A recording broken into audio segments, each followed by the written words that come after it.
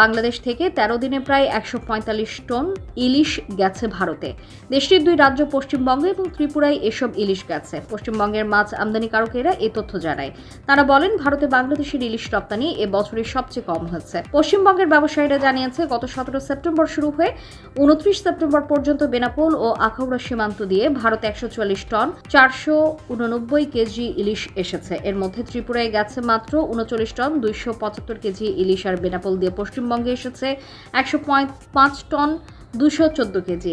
বাংলাদেশ সরকার 1200 ton ইলিশ রপ্তানির অনুমতি দিয়েছিল। 5 অক্টোবরের মধ্যে এই রপ্তানির কাজ শেষ করতে হবে বলে 4 অক্টোবর রাত থেকে রপ্তানির উপর নিষেধাজ্ঞা আরোপ করা হয়। শারদীয় দুর্গোৎসবের জন্য 5 দিন সব বন্দর দিয়ে আমদানি রপ্তানি বন্ধ ছিল, ফলে ইলিশ আমদানির জন্য 13 দিন সময় পাওয়া গেছে। পশ্চিমবঙ্গের ফিশ ইম্পোর্টার্স অ্যাসোসিয়েশনের সাধারণ সম্পাদক সৈয়দ আনোয়ার মাকসুদ প্রথম আলোকে বলেন, ক্রেতাদের চাহিদা সত্ত্বেও তাদের হাতে ন্যায্য মূল্যে ইলিশ তুলে দেওয়া সম্ভব হয়নি।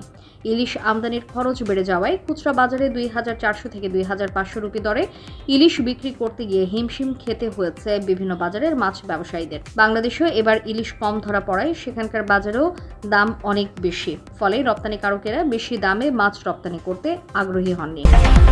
আন্তর্জাতিক অঙ্গনে সর্বশেষ সংবাদ পেতে আমাদের ইউটিউব চ্যানেলটি সাবস্ক্রাইব করে রাখুন।